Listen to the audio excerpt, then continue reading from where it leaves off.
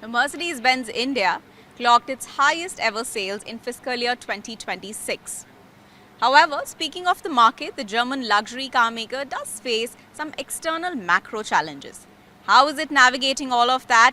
I have with me Mr. Santosh Iyer, the CEO of Mercedes-Benz India, to understand the India playbook and the automaker's next big business bet. Hi sir, thank you so much for joining us on Thanks for WION joining today. us. Thank you. Thanks a lot for joining us also for the launch. Definitely. You've launched a new car for the India market just yesterday, but we'll talk about that in just a bit. Firstly, let's talk about the market dynamics.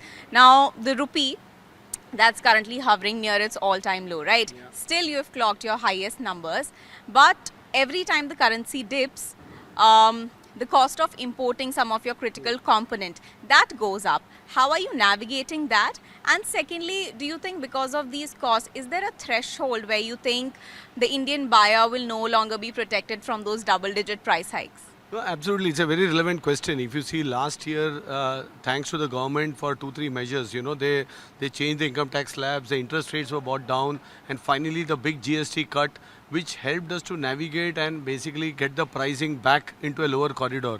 But even let's remember that time the rupee was at 94, 96, and today it's at 110. So we had to further do subsequent price increases, and today we have done 2% in Jan, another 2% in April. But this can't be the business model that the rupee depreciates, we are able to pass on.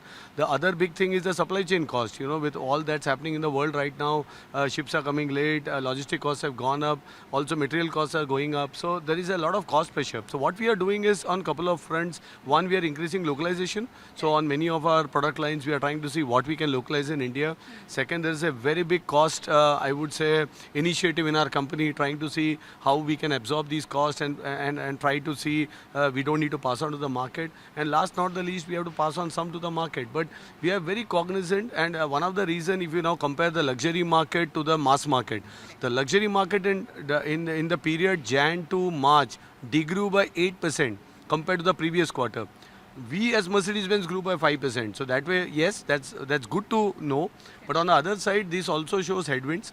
This also shows that it's challenging a bit there. So we need to navigate, and if we presume that every price we customer pays, definitely it will have an impact on demand. So we will do further price increases in a calibrated way, but I think a lot of cost discipline back. We are trying to see what measures we can take, and also the localization should help us to partly navigate, and then we see how to take things forward. Correct. So just speaking of localization, against all of this backdrop, does it become more like a defensive instead of growth strategy? No, I think it's a combination of both. Because I think we have been in India for so many years. We have a local procurement office established, and not just for India but also for the world. So we do localization not just to buy components for our local manufacturing setup, because then that's a natural hedging as well for us if we can purchase parts and components from India. So I think that's something, an ongoing process, but it's challenging. End of the day, it's not just about the competence, but also there are the cost to go back to Europe, the logistic cost and timelines. I think the FTA should help a lot. The Indian component industry should really take advantage of this FTA to also develop more local sourcing and try to see what can happen there. But I think it's an ongoing process, and it's just not a reactionary process, to answer your question. And sir, speaking of the FTA that you were saying, the India-EU FTA, that is still in the balance. So essentially for 2026-27, how are you planning? Are you planning, expecting that tariffs will not come down? And if they do come down, will you pass on that 10-20% benefit that's going to come to consumers, or are you going to look at protecting margins because of the rising production costs? So firstly, let me clarify, whenever the EU FTA comes in, their glide path is for the first year, whenever it comes, 28, 29, it will be 15% duty, not zero. Today, 95% of the cars we sell in India are only attracting 15% duty because we are locally producing them in India. So there is no price advantage on the 95% of the car. On the 5% of the car, yes, they are being imported at 70% duty or 110, and there maybe there is a big gap. But having said that, the exchange rate, as you rightly said, we have to cover 20-25% in exchange rate. So it's a long shot. I think to give a prognosis what happens to pricing in 28 or 29 when it comes. Then there are quotas and others. So we are actually delinking both of the topics.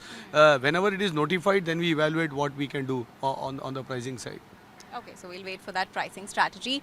But now you've recently launched just yesterday the CLA BEV. So tell us more about that car, and also tell us, against all of these external challenges that you're facing, how is this one going to drive your sales? Is it going to be the next big bet that you have placed? So, frankly, electrification is been having a sinusoidal wave globally to start with. You know, we were the first. I still remember 2021 when we launched an electric car in India, the EQS. Everybody was asking me, why are you launching electric?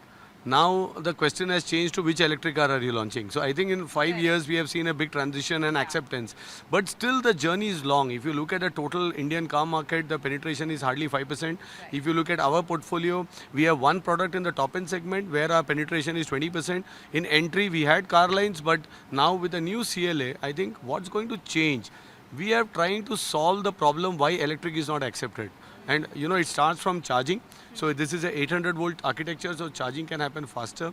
We have put a lot of NVIDIA chips and tech stack inside on the hardware side, and on the software side we have our own operating system. So it's a software defined car, much more intuitive, much more consumer AI interactions are possible because of this. And so that's something new hook for the customer to shift to EV. And also this charging ecosystem, you know, we have developed this MB charge across India, 9,000 odd charging stations. We have a UPI of charging. You don't need to pay upfront. And AI will help you to determine how efficiently you can charge and even prepare the car before it reaches the charging station.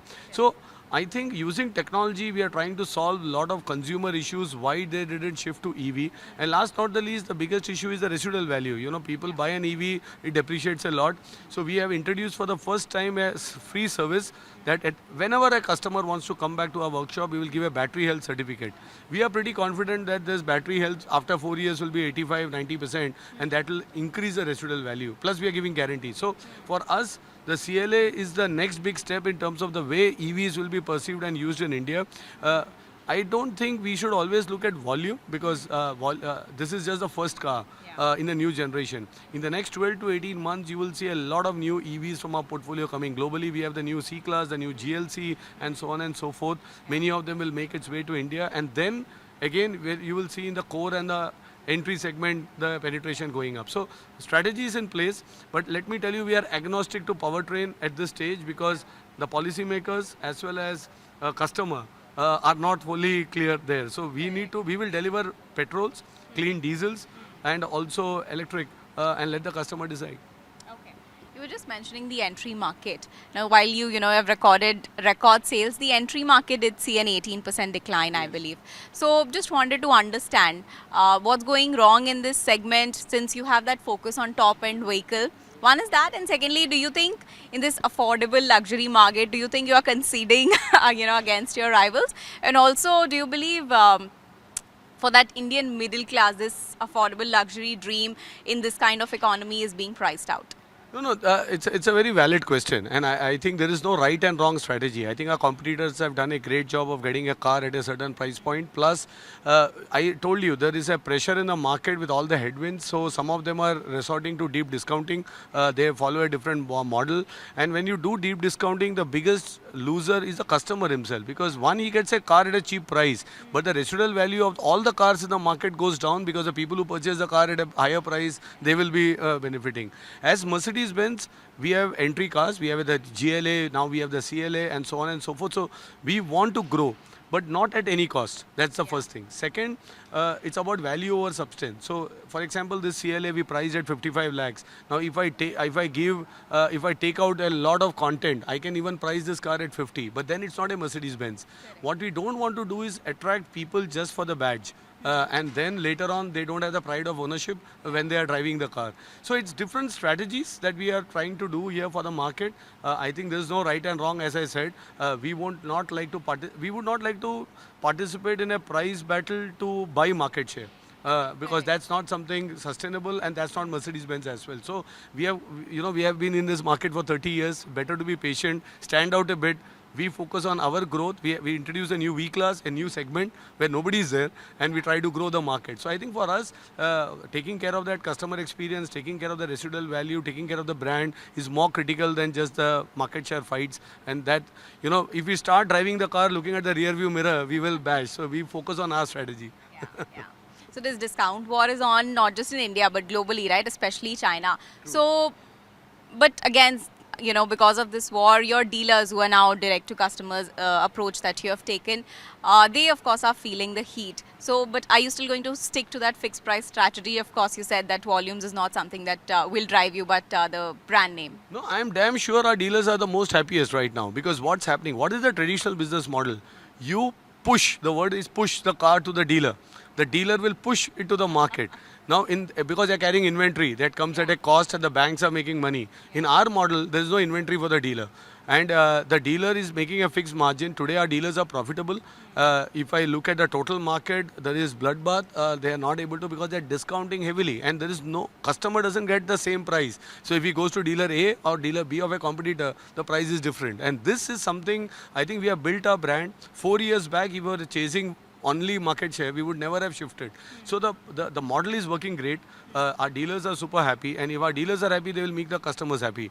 Because what happens in automotive industry is when you push and when you don't make money in sales, then you tend to make money in after sales. So when the car comes back for servicing, that's where, because dealer is a businessman and he will tend to make money then on the other business. So in our case, because we are protecting the margin in the new car business, they are super happy. And I think this is the best proof point that when the market is, headwinds are there, I think this model works brilliantly. Okay, okay. And speaking of the after sales market and all, globally, there were reports of how German cars are not entering Russia because of the sanctions, but there are third-party channels and via China that these cars are entering Moscow. So, given you're the CEO of the Indian arm, how is this impacting, if at all it is complicating the supply chain, these global leaks? Are they complicating the supply chain anywhere for you? No, we have a very clear globally sanctions list and policy. Every customer that we sell a car or is clearly verified. We have this so-called cash check, and we have to follow as a global multinational all the guidelines. So at least it doesn't affect. The good part is India is a right-hand drive market, so we don't need to worry about, because all the other markets you mentioned are all left-hand drive, and so for us we are insulated from any of these other topics because our cars that we sell in India anyways cannot be sold in some of those left-hand drive markets. So the risk exposure is not there to a large extent. Yeah, very interesting. And like you were also saying, because of this West Asia conflict and the blockage of Hormuz, a lot of supply has been disrupted. So against this backdrop, what are your thoughts? Your just-in-time logistics is the strategy that has been there. But given this delay that has been caused because of Hormuz, is there going to be a delay in inventory? Something that we saw during COVID, 12-month waiting period. Is that something that we could see later? So the good part is most of the logistic chain doesn't use the affected area. They come anyway via a different supply route. But the costs have gone up, timelines have gone up. The ship also has to, earlier they used to come to Jebel Ali. Now I was told they go to Colombo and so on and so forth. So there is a delay, but it's still manageable. I think hats off to our supply chain guys. They have all the balls in the air. They are managing it. It's still not a red flag, but the costs are a bit more expensive and it adds to cost. But also spare parts, emergency parts used to come by air. We had this huge disruption in Middle East airlines, but now it's all back to normal almost. We are able to get the parts. So I think in today's world to expect that things are going to be normal and stable, I don't think, because if you go back, we had semiconductor crisis after COVID, we had tariffs, we had many things going on, rupee devaluation, now you have this current one. So this is going to be part of life. How you manage the crisis is what an organization capability lies in these times. Correct. And you call Mercedes a 140-year-old startup, right? And startups pivot very fast. Say if there are any other global challenges, say India-China border tensions, or if there is global sanctions that come into play, how fast can you pivot as far as the EV ecosystem is concerned? How fast can you pivot to the powertrain strategy? No, I think this is something for my colleagues in Stuttgart to really look at the risk management in any of these topics. I am damn sure our colleagues have already planned all the different measures. Also, the good part is we have plants everywhere in the world where we are selling cars. We have a plant in the US, we have plant in China, we have plant in Europe, in India as well. So we are always closer to the customer. So that gives us a lot of flexibility for any of these challenges that comes up. And we have seen that in the past, we have handled it quite well. And lastly, you have to finish this sentence. In 2026, the big threat to Mercedes-Benz India isn't a rival, but? Wow, in the last time I said SIPs and the entire mutual fund industry came after me. But for me, that was more of a symbol of the saving mindset that we have as a country, including me as well as others. But I still feel that the consumption is there. The younger population is still trying to bring in. But now to answer to your question, precisely the big threat is actually the devaluation of the rupee. Where the prices goes up will have an impact on demand. And the biggest strength? The biggest strength is our brand and our customers. I think the love for the brand is at an all-time high. We are the most desirable brand. I'm not coming from the numbers, but when you say that India is the top 5 markets for my buck, when you say that AMGs are growing, when you talk about the top-end share, 27% of our cars are top-end. Average selling price is more than 1 crore. It just shows when you talk about luxury car, it's Mercedes-Benz which is in the pinnacle, and then rest all would be the case. I think that's an asset which our teams have built up, our dealers have built up, and our customers trust. That's a big challenge as well to really keep it at that level. And because we are also human, there are challenges for customers sometimes, and we need to navigate that. So I think that's for us is our strength. The brand is our core strength, and the new product portfolio that's coming from Germany. All right, thank you so much, sir, for joining us today on WION. That was Mr. Santosh Iyer, the CEO of Mercedes-Benz India, on Big Business Bet right here on WION.